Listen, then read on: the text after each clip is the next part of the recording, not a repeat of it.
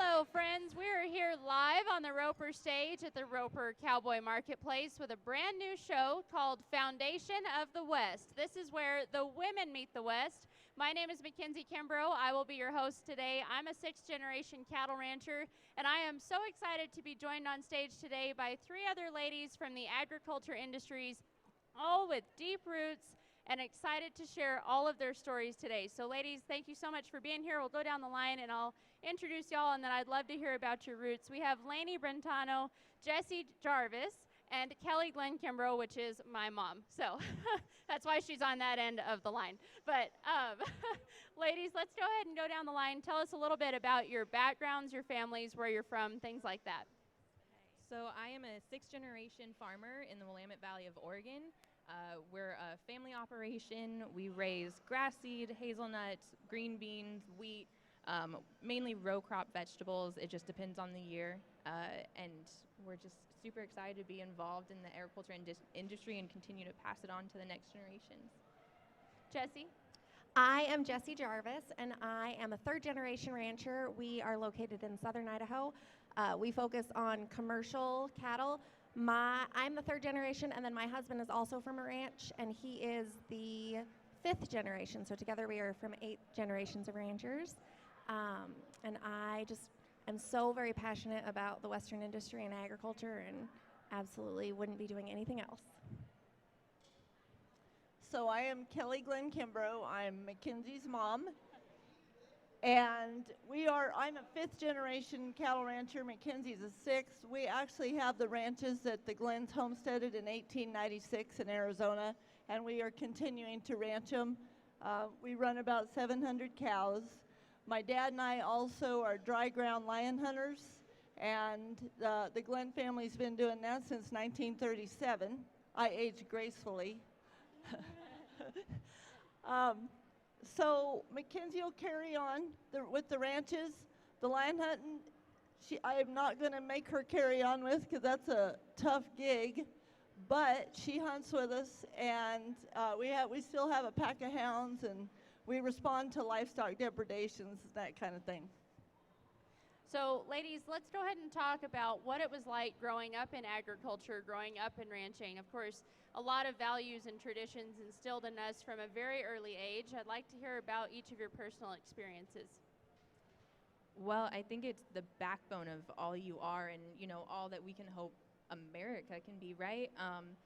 I don't think you even recognize that those values are being instilled in you until you're probably in your 20s and you have walked away from the farm or the ranch for a little bit for college or whatever reason, and then you realize that you can hold your own because of the values that have been passed on. And it's really just kindness and compassion is the foundation of agriculture. Jessie?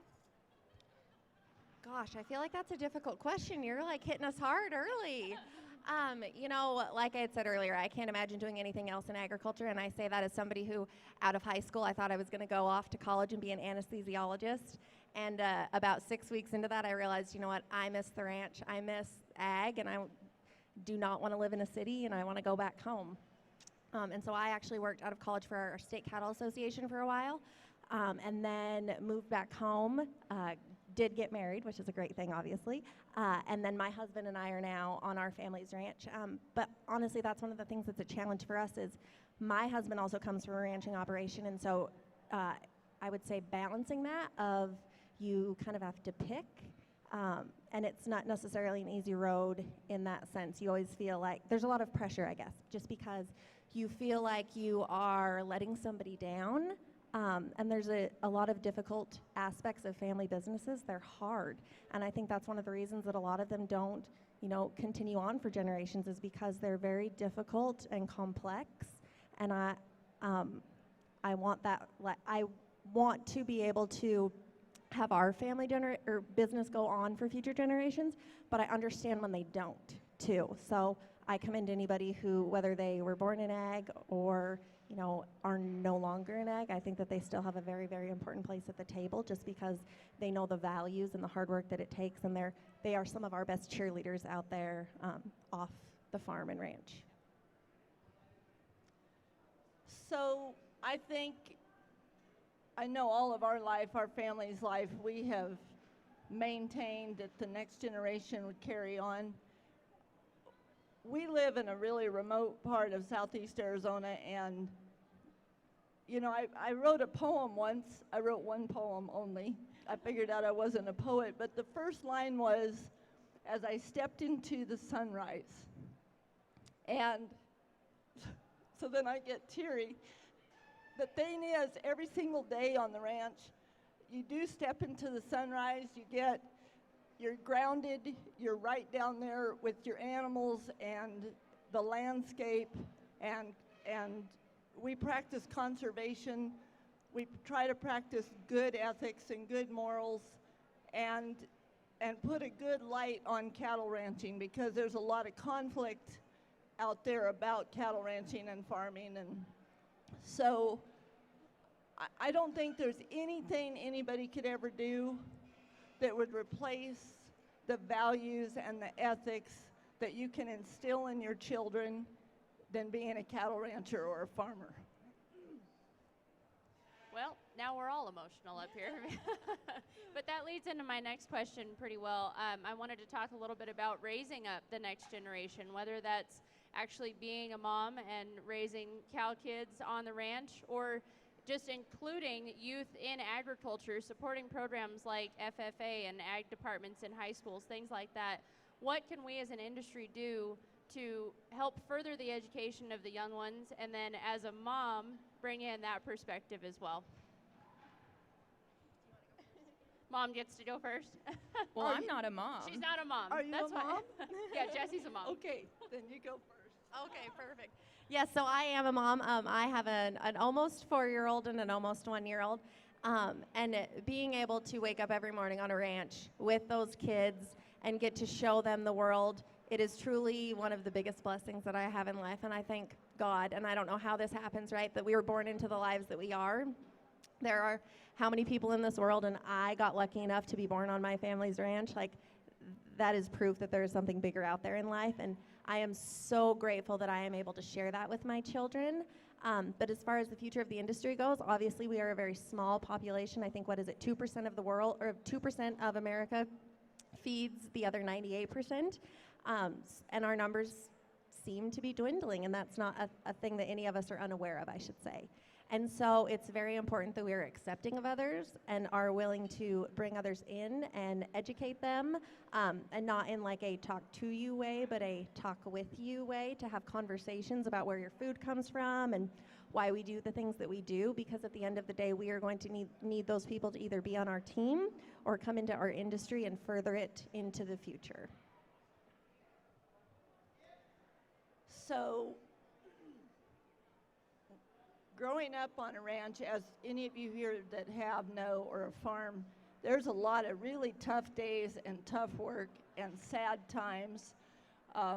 Kids don't even realize what the parents are going through as far as financially, but yet those kids have such a great comfort zone in their home and in their faith.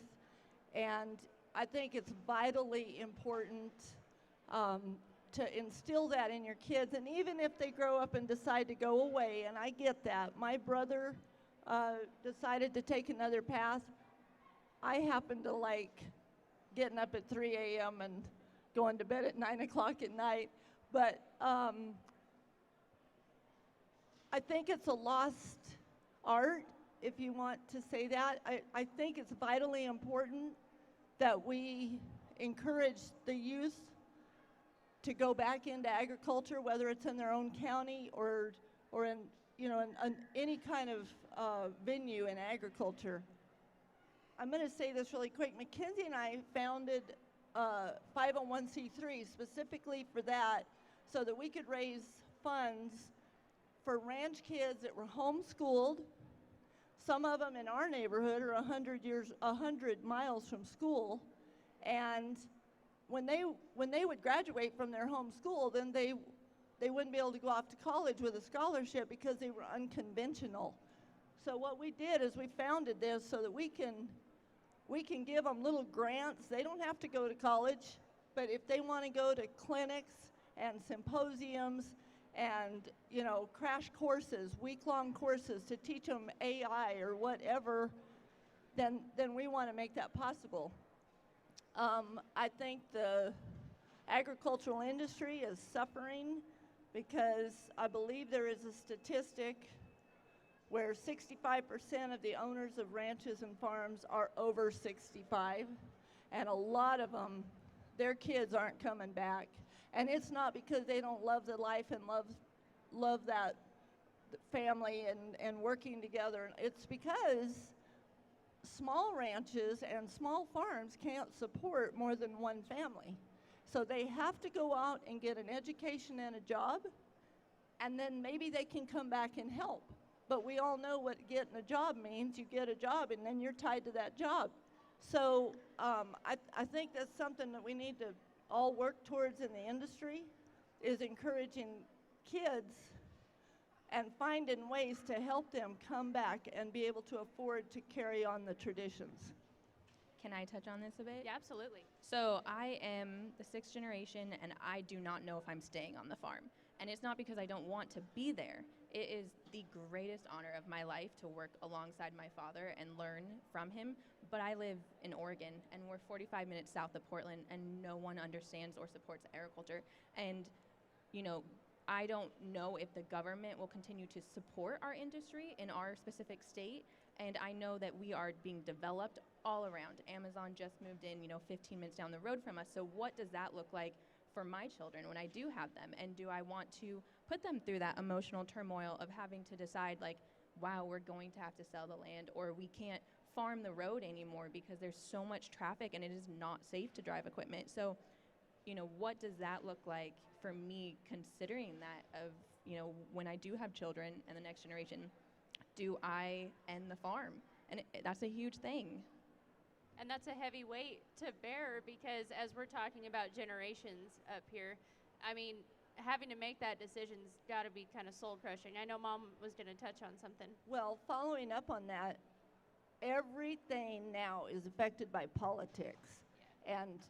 And if our politicians are not on board and don't realize that even if they're a vegetarian, they're eating something that was produced from the land, we're in deep trouble. And so I think one of the most important things is everybody in a community reach out to their local politicians. You can start there and, have them come to the ranch, have them have a steak dinner and talk to them and get them right down there on ground zero. And to continue to teach them about the byproducts of agriculture, right? Like, I have a thyroid disease. I rely on an animal byproduct to keep my body functioning healthy every day. And there are so many people out there that are taking medications, or they're playing football or basketball, and they don't even realize that that is an animal byproduct, right? So they don't support agriculture, but they're involved in it in an offside way. And in looking ahead and trying to preserve the legacies, but also, like we all have said, educate and bring people in to understand more about agriculture, about our specific segments of the industry, but also making them kind of more aware of how integral agriculture is. You all do a really great job in various ways of sharing ag's stories, and whether that's, like Mom mentioned, hosting people at the ranch, physically on the ground, getting in tours, things like that, and then also into social media, sharing those stories on Instagram and doing video work and just interviewing people and trying to share those stories. I'd like each of you to touch on a little bit why you think, we've talked about why you think sharing the stories of agriculture are important, but talk a little bit about how each of you do that, and maybe some advice to others who are skeptical about how they can start those conversations. Well, years ago, my younger sister went to beauty school, and she met this gal, and they were sitting there having lunch, and Remy was eating an apple that was picked from our farm. And the girl goes, "Where'd you get that apple?" And Remy goes, "I got it from a farm, like on the farm, a tree." And she goes, "You're eating an outside apple?" And Remy was like, oh my goodness, we are so removed from the farm, right? So it is important to share that it is literally in our everyday. So in doing that, I think it's important to showcase the relationships, right? Like 6th generation, that is an insane number of family members that have worked together and survived together in the hard times and the good times.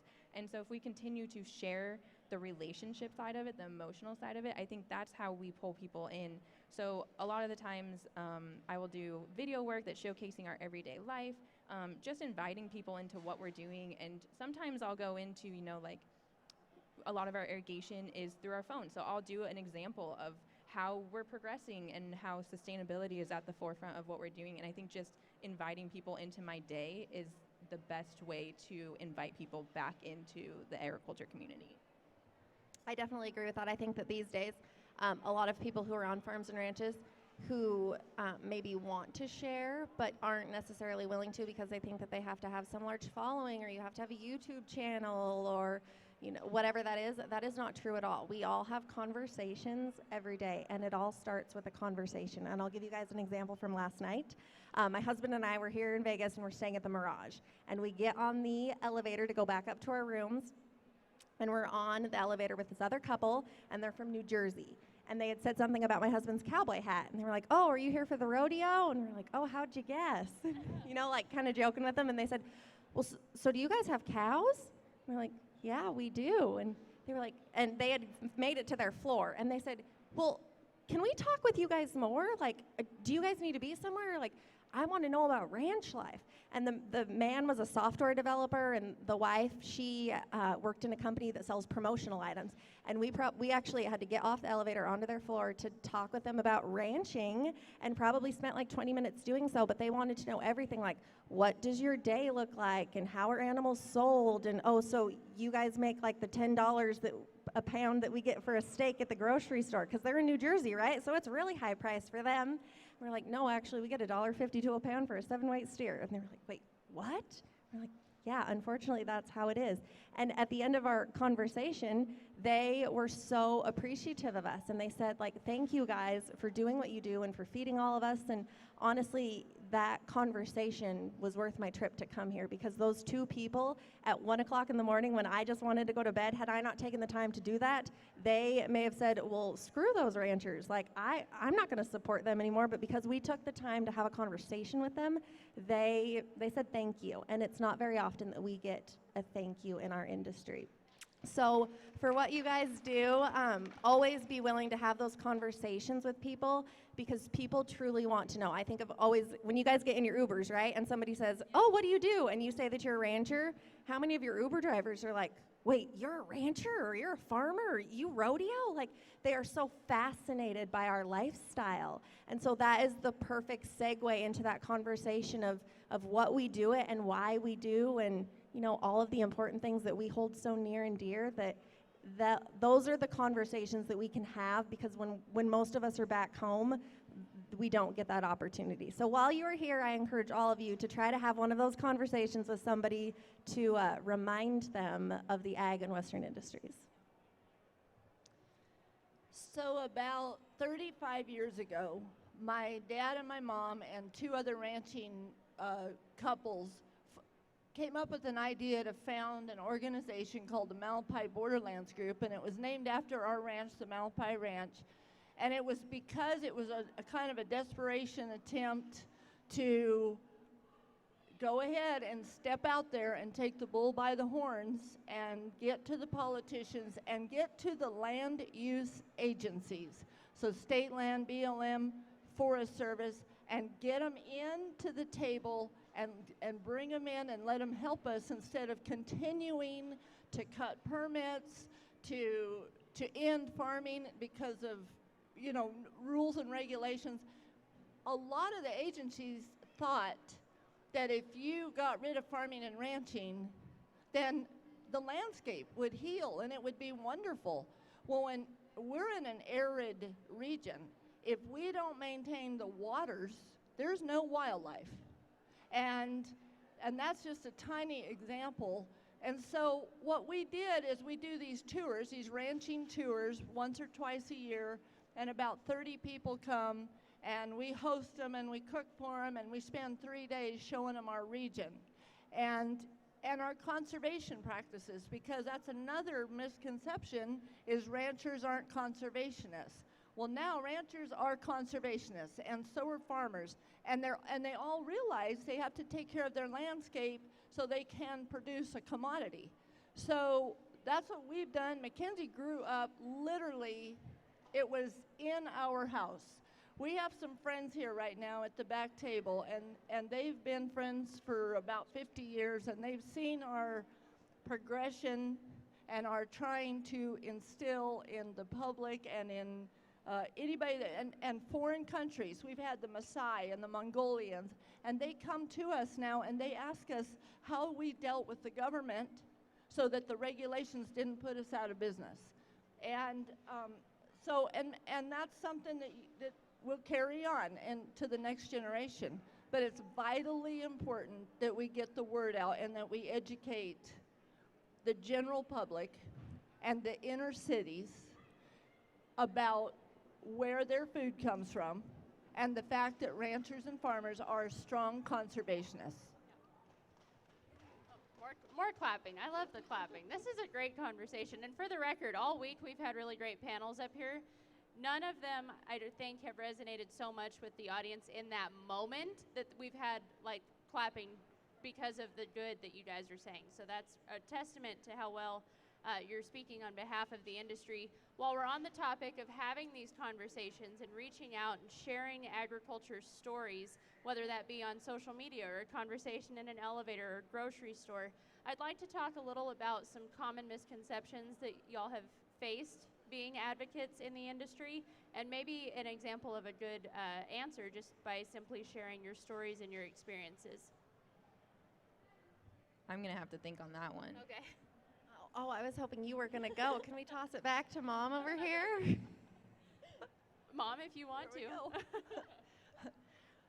So I am known to be out there and up front, and I will confront a confrontation.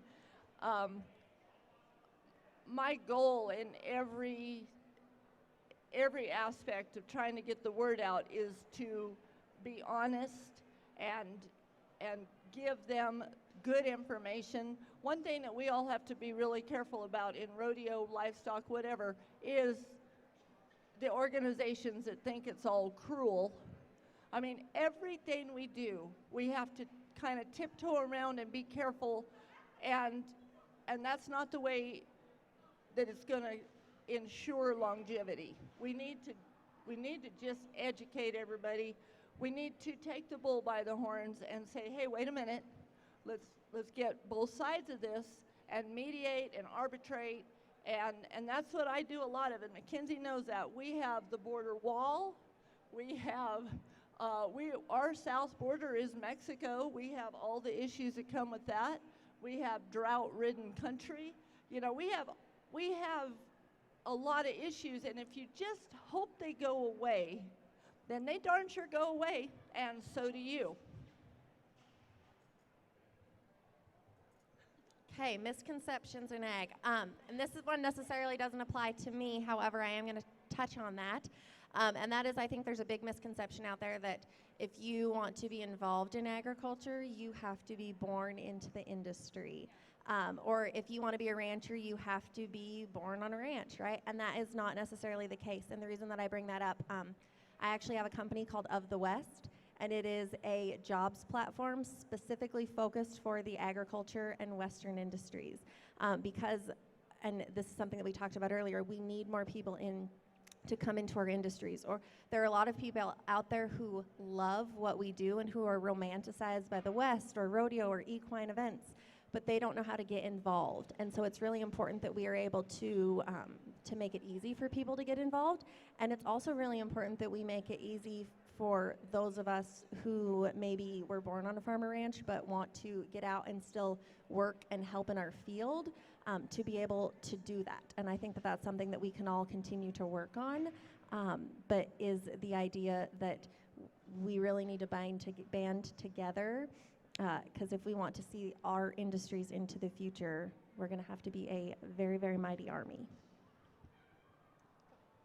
I don't think that the biggest misconception that I've been around was projected upon me by other people, but was projected upon myself, right? My next generation on the farm, we're primarily female, and we're having to really reroute how we do the work. I'm 5'1", I'm not strong enough. If I were 2 inches taller, I could always get the seed bag up on the pickup. And so I'm having to learn that it is okay to ask for help. and that I don't need to be capable of doing every single job by myself. I have to realize that I do have some physical limitations and things like that, but I can still be a very strong and vital role on the farm, and there is a place for me. And I think for a long time I thought that wasn't going to be true. And so I think that a lot of times in life we project things like that upon ourselves, and then, you know, if we sit down in a conversation with someone who's asking about agriculture, we're gonna show them that emotion. So just learning how to stand in my own two shoes and say, wait, I am here for a reason. I think that's such a great point, Lainey, and kind of going back off of that is I think that there are a lot of people out there who think, well, gosh, you know, I'm an ag lender. I don't really do anything. I'm not on the farm or ranch. My job's not that cool. No, we need you. Yes. Like, we need every industry or every job that is out there that is somehow tied to agriculture. You are still just as part of our industry and play such a vital role, whatever it is. Even if you're not out there, you know, planting crops or, you know, feeding cattle or whatever it is, you are needed in this industry, and we appreciate you, and you serve a very, very important role.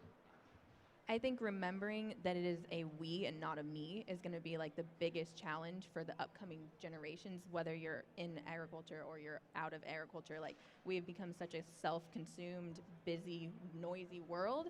And if we start to recognize that there is a whole team of people that do it, you know, from the banker to the seed guy to just to you know, like the story, the conversation you're starting right here, like that is a huge part of sustaining who we are. And of course, all very integral to the continuation of the industry is embracing all of those concepts. I'd like to switch gears just a little bit and talk about how we can honor tradition while also embracing modern practices. And that's a controversial topic. You see how they perked up on that one. But whether that's something as interesting as including technology in farm equipment or in cattle genetics, things like that, even to what might be seemingly simple concepts of collaborative conservation in agriculture and bringing agencies together with agriculturalists to share the stories and so that everyone understands. If each of you probably have a different experience in those modern improvements to the traditional ways, I'd like to hear about your experiences.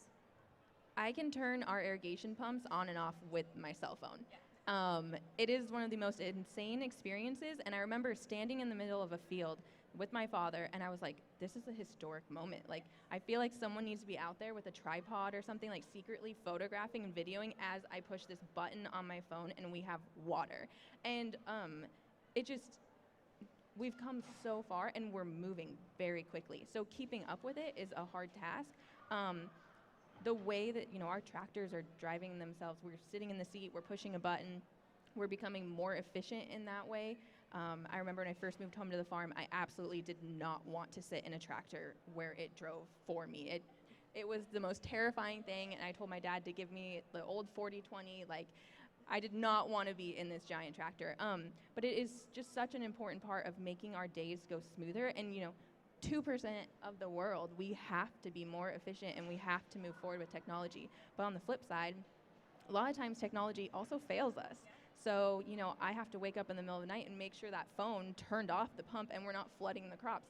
And I've slept through that before.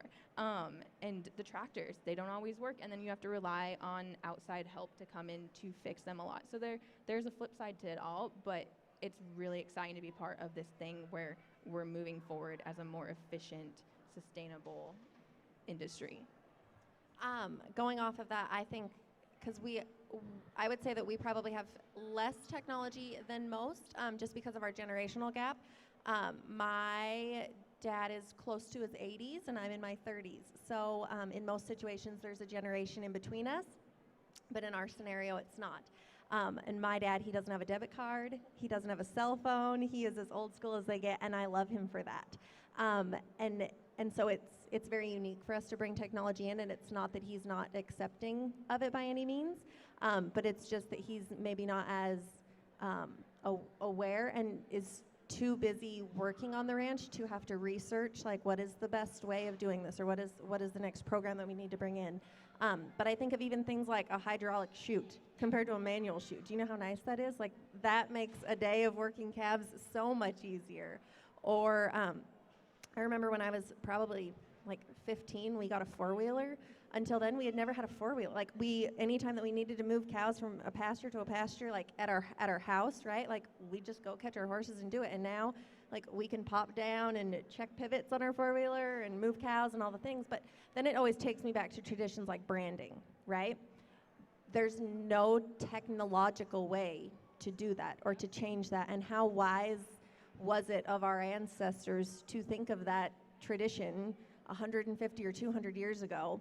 And at that time, it was the best way of identifying animals. And to this day, it is still the very best way to identify our animals. So for all that technology does for us, there is so much that we need to stay grounded and remember those important traditions, because otherwise I feel like that is kind of what takes our industry into what the rest of the world is, that so many people have taken technology by storm and then have forgotten the conveniences of, I don't even know how to, turn off my thermometer or my thermostat without using my phone, or I can't open the door because I've got to look at the person through the Ring doorbell. Like, there's certain things that we just maybe don't need, but I think we're in a very unique opportunity with the balance of old and new. So unfortunately, Mackenzie's got two old people, and Well, that's not true. and her. So my dad's 86. He'll be 86 in January. I shouldn't jump the gun. And he rides every day 6 to 7 hours on a mule or a horse. He finally got a gator, and he loves it. However, that's a limited experience for him. And real quick to clarify on why it's a limited experience for him, we're in really rugged country, and a lot of our permits are state land or things where there's regulations and you can't drive off the road, or for the good of the landscape, you don't drive off the road. So that's where you lay back on technology can't help you in certain places because you've got to still do the work horseback. So go ahead. well, and we still pack our salt on pack mules because there's no roads into miles and miles of remote country. So, and Dad does that. And, it makes us nervous. He'll pick a day to pack salt when both of us are doing something else and we can't go help him. And all of you know that salt blocks are 50 pounds, and he puts 2 in each side on pack mules, 2 per pannier, and takes off with like 3 mules full of salt. And we just kind of hope that we see him before dark. But our operation has not advanced into a lot of technology. We still rope and drag our calves. We still pack salt. We still fix our own windmills and our submersible pumps. We have a man who comes and does it if he's available. He's very busy. But Dad and I still pull wells if we need to. We still build our own fence. We just acquired one of those gas-driven post pounders.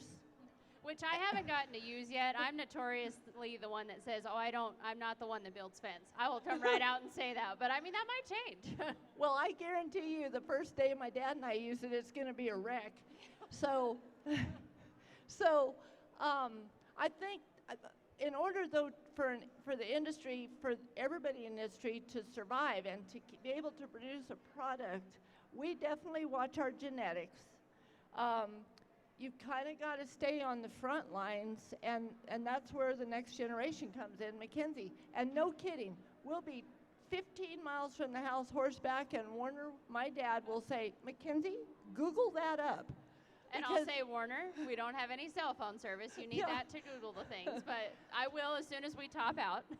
Right. So we'll get there one of these days, and it might be your generation. But and I agree that it's a necessary thing that we advance. But it's also a little bit tricky to have those conversations sometimes, because we are just now getting educated on what all these advances might mean, or the flaws that we might have to deal with in testing them and in implementing them to see if they even work in our operations. And so trying to be the spokesperson on behalf of that to the older generation who's already doubtful because what they've done has worked so well for so long is a little bit tough. But So just having those conversations within your own family can be tricky. Well, one reason we have to rely on technology is labor. We are such a labor intensive operation and no one wants to work, right? And if they do want to work, they want to be paid what we can afford. And they don't want to work the hours that are needed on the farm. So including technology, we're able to get rid of some of that labor. And that's a really hard decision because a lot of these employees have been with us for, 20 to maybe 50 years. They've had their kids on our farm. And it's a conversation we are having to have, especially in the political environment of the last year with unemployment checks and things like that. A lot of people they wanted to work in order to pay their cell phone bill, and then they wouldn't come back to work. And so we've had to really look at technology and use it as a primary way to farm. Jesse, did you have something you wanted to add to that? No, I think I'm good. Okay. So I want to put out one more closing question, and it's just to kind of wrap up everything that we've talked about today. So that means it's going to be the trickiest one of the day. But it's two-sided. As women in agriculture and in ranching and in farming, and seeing how we've grown up and the values that have been instilled in us, and then what our world outside of agriculture has developed into with social media and with people being further and further disconnected from those hardworking, laborious roots. What is something that you, like if you could only say one thing to people in agriculture about the best way to help preserve our way of life while also moving forward and keeping our community strong, what's a wrap up of everything that we've kind of talked about today? Wow, that's a big one. I think for me, I just need to respect my everyday life. I need to go in with a clear head and recognize that I am so lucky to be involved in this industry. And I think just carrying that every day is really the best I can do. I can't look at it as I'm a woman in agriculture. I can't look at it as I'm a farmer. It's just I'm lucky to live this life. I'm lucky to share this life. I'm lucky to have my hands involved in feeding other people and nourishing other people. And it's just what an opportunity. I think that my biggest takeaway for people would be don't quit. I know that every day it seems like we have another blow taken at us. Actually, as a rancher, this week I saw that JBS has now invested in plant-based beef, and which, granted, JBS has never been a friend of the industry, but I think to myself, like, man, even some of our packers are looking outside of our industry. That is very scary. But at the end of the day, I know I have to show up tomorrow because I'm here to feed people. So whatever it is that you do, even when those blows are taken, because we know that they happen more often than they don't quit. I think education of the general public is the key thing, and the politicians, you got to educate them, and you got to get them on our side so that they'll fight for us and not against us.